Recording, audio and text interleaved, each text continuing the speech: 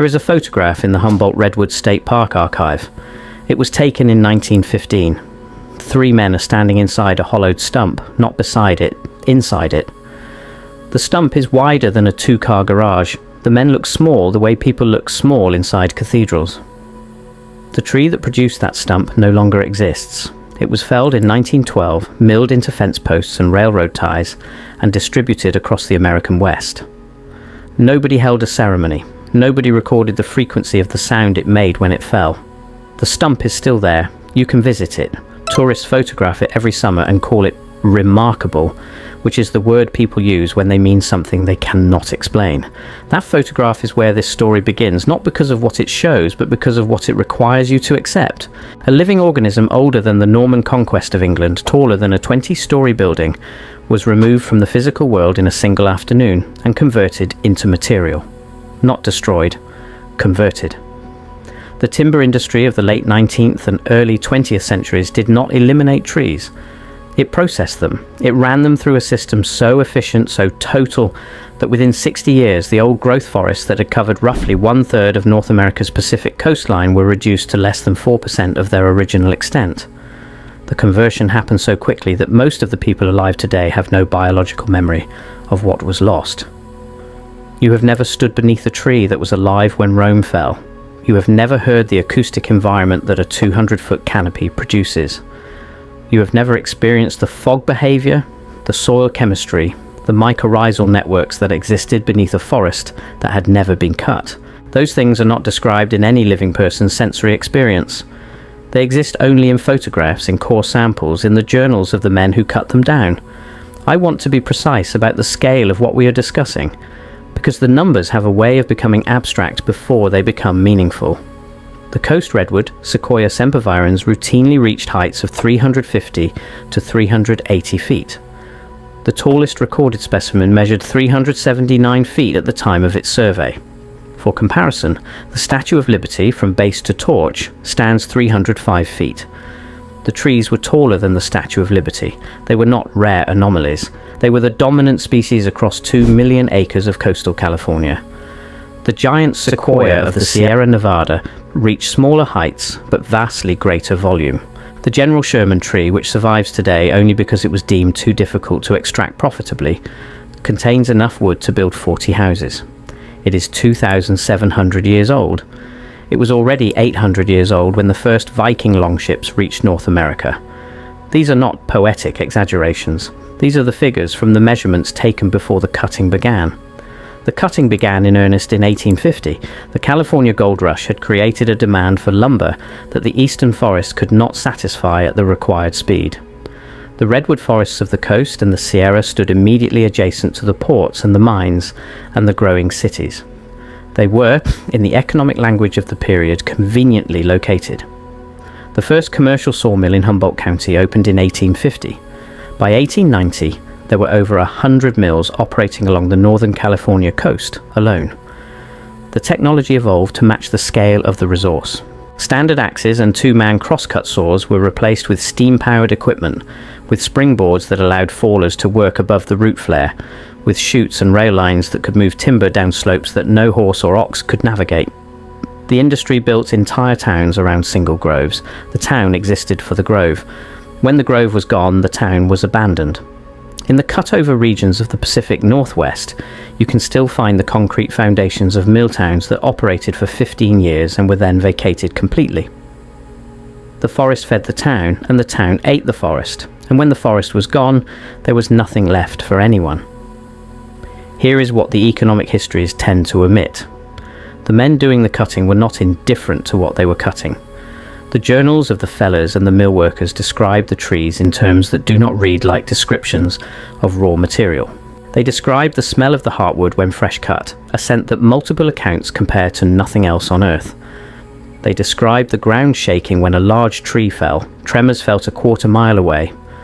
They describe the visual phenomenon that occurs in old-growth canopy, what one logger in 1889 called the green cathedral effect.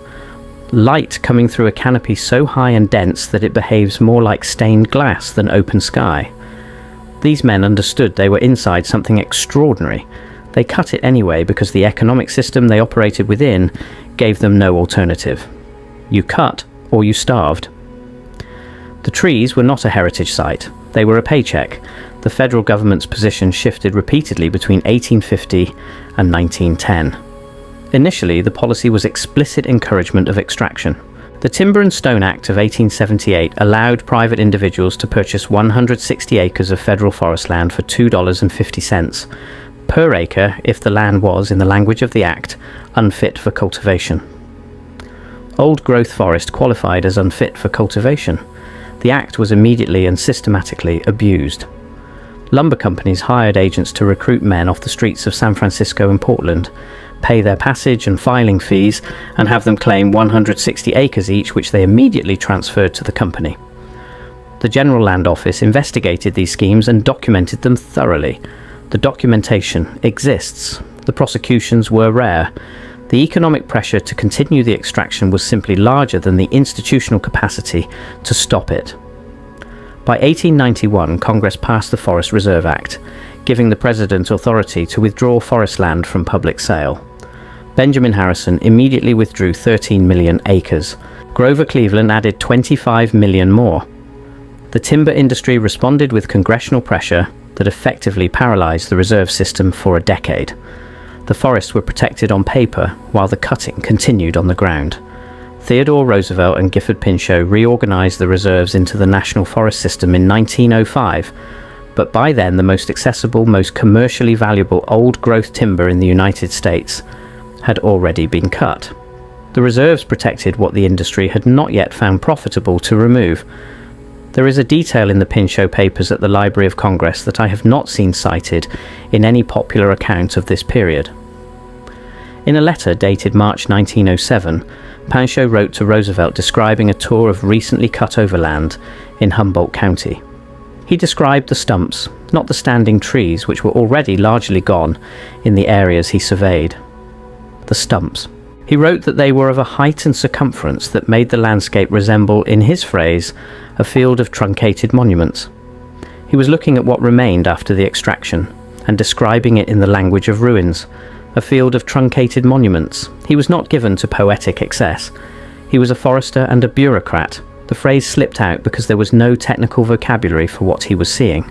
The stumps are still there, not Pinchot-specific stumps, most of which have decomposed over the intervening century, but stumps from the same era in areas where the soil conditions slowed decay. In the cut-over regions of coastal Oregon and northern California, you can find first-growth stumps 15 and 20 feet in diameter in the middle of what now appears to be mature second-growth forest. The second-growth trees, 80 and 90 years old, look large until you register the stumps they are growing beside. The stumps make the living trees look like saplings. They are not mountains, but Pinchot's instinct was not wrong. Something that large, persisting in the landscape after the living thing it supported, is gone, functions as a monument whether anyone intends it to. I want to address directly the claim embedded in this video's title because the framing requires examination, rather than simply repetition. The assertion that mountains are stumps of trees cut before we were born is not a scientific claim. It is a piece of speculative geology that circulates in certain corners of the internet with varying levels of seriousness. I did not include it because I believe it to be literally true. I included it because the image it produces is useful for understanding something that is literally true. The largest organisms that have ever lived on this planet outside the ocean were removed from the physical world within a human lifetime, and the landscape they created, the soil, the hydrology, the fog patterns, the mycorrhizal networks, persists as a kind of ghost architecture beneath the second growth forest that replaced them. The stumps that remain are not mountains, but they are monuments in the precise sense that word originally carried, from the Latin monere, to remind. They exist to remind. The question is whether anyone is paying attention. What was the economic logic that made this possible? Not the greed narrative, which is too simple, and not the progress narrative, which is too comfortable. The actual logic. A first-growth redwood tree 300 years old represents, in the economic framework of the 1880s, zero value until it is cut. Standing, it produces nothing that the market recognizes. It shades competing vegetation which reduces grazing capacity. It occupies land that could be farmed.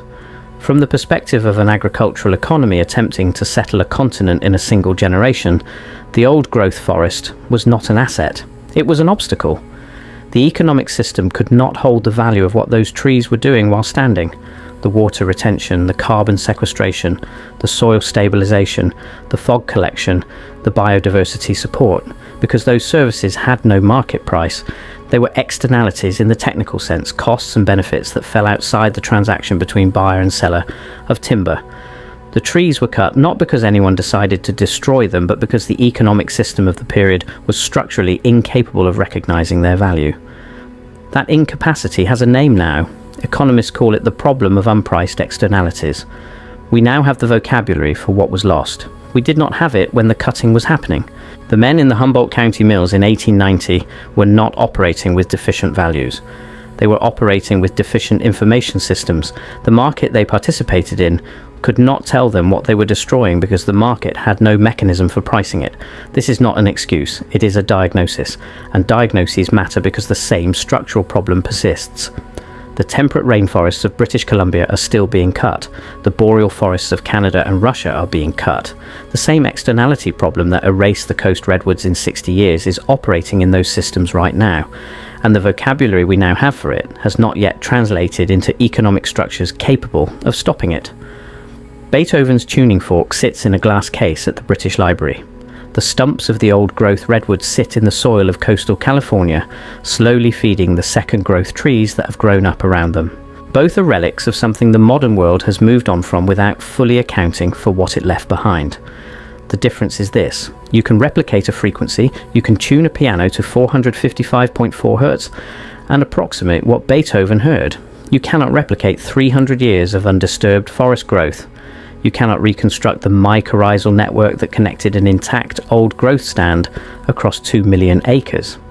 You cannot bring back the fog behaviour of a canopy that no longer exists. The acoustic environment of a Gothic cathedral can be measured and documented even after the bells are gone. The ecological environment of a first growth forest cannot be recovered once it is cut, not in any time frame that is meaningful to human civilization. The stumps are still there. The second growth trees growing from them are approaching 100 years old in some stands, large enough now that tourists stop to photograph them. Give them another 200 years and they will be impressive. Give them another 1,000 years and they will be extraordinary. They will not be what was there before. The forest that was there before took 3,000 years to become what it was. It was removed in 60. The math does not resolve. The stone remembers what the bronze forgot. The soil remembers what the saw removed. And the question that nobody seems to want to hold for very long is not whether we could have done it differently. The question is what we lost access to when those trees fell. What did that forest do when it was operating as designed? What happened inside that ecosystem, that acoustic and biological and hydrological system that we will not experience again in any lifetime anyone reading or hearing these words will ever live? We have the stumps, we have the photographs, we have the journals of the men who cut the trees and felt the ground shake and smelled the heartwood and kept cutting. We have Panchaud's phrase, a field of truncated monuments, written in a letter that sat in an archive for over a century before I found it. What we do not have is the forest. That was converted into fence posts and railroad ties and the foundations of cities that are still standing. The cities are monuments too, in their way. Monuments to an economy that could not see what it was spending. Monuments to the efficiency of a system that could process 3,000 years of growth in an afternoon and move on to the next grove by morning. The tuning fork vibrates at 455.4 Hz. Nobody is building instruments to meet it anymore.